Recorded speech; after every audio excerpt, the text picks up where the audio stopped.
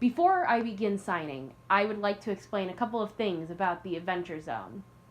The Adventure Zone, or TAZ, as Fingers spelled before, is a comedy D&D podcast run by the McElroy brothers. All rights reserved. In the scene that I have chosen, it is a conversation between two men, the first one being John and the second one being Merle.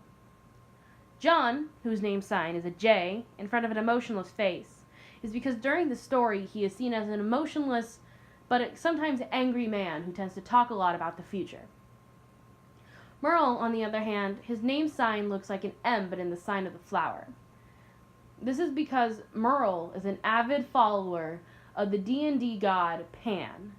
Pan is to be shown as somebody who follows nature's laws and loves trees and tends to just all around be about nature and nature-themed magic. So, I took the M for Merle and I made it the sign for flower. How clever. That's just Merle. Before I delve in too much, I'd like to explain just a little bit more about the Adventure Zone. During the story of the Adventure Zone, John is the main villain. John is the symbolism of the thing called the hunger.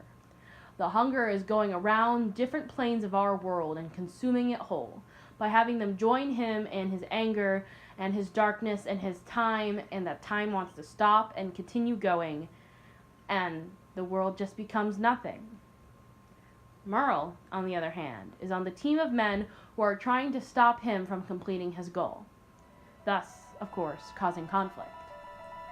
In this scene, they're having a conversation in the white nothingness plane that is John's world, because, of course, Merle is the only one on this team who is having a conversation with John. And I think that's where we can leave off, because I'd like to introduce you to the Adventure Zone. Is there something you want to know, Merle? Yeah. Are you my friend? Kind of shakes his head and he says, to have friendship, Merle, it requires you to love someone and be invested in your shared happiness. And these things, Merle, friendship and love and happiness, they're all so small. In the grand scheme of things, Merle, they last a second. And I just don't... What brings you happiness, Merle? I know the game is over, but what brings you joy, Merle? Please, give me this freebie. Just tell me. What brings me joy is life.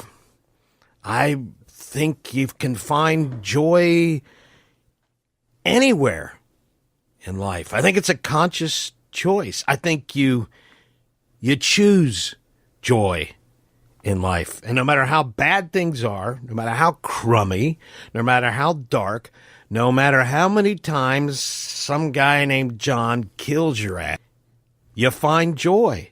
I've found joy, honest to God, getting to know you. I've found joy playing chess with you. I haven't enjoyed, getting my ass killed, but I find joy whatever I do. I don't always do things right, and I don't always do things smart, but whatever I do, I find joy in it, because at the end of the day, that's all you got. It's looking back on the joy you had and the joy you found and the joy you gave other people. I think there was probably a time where I had joy, where I experienced fleeting happiness or anger or fear, but God, it's just been so long, Merle. I used to spend my days considering the nature of time and existence. Maybe that brought me joy once, but unlike everybody else who ever thought about those questions, who ever pondered the meaning of it all, and you may find this hard to believe, but I solved it, Merle. I saw the fullness of time. I pondered eternity and was the first person and only person to successfully visualize its treacherous arc. You're a man of the cloth, Merle. Certainly you've wandered too, about what awaits our consciousness after death, and he laughs. He says, what am I saying? I've given you a first-hand experience a few times in this very room. He says, perhaps for some people who think about it, there's nothing but infinite oblivion, the eternal erasure of your consciousness. Or for some, it's eternal life in their God's glorious kingdom, or eternal cycling through all the inhabitants of their world. Any of these options, Merle, any of them are just erasure or contentment or revival. Any of them are fine as abstract concepts. But eternally, Merle, eternally? You can't possibly conceive of the length of eternity, Merle. I have. It's maddening and hopeless, but it's this burden we're all saddled with from the moment of our creation. It's a finish line that, by its definition, will never arrive. It stretches forever and ever. It's too ambivalent to even taunt those trapped behind it. It is the cruel price of existence, Merle, and it is too horrible to bear once you've seen it. Existence, Merle, life, Merle, is horrible. To exist, to live, is horrible. I don't think I want to hang out with you anymore, John. I think I'm going to take off.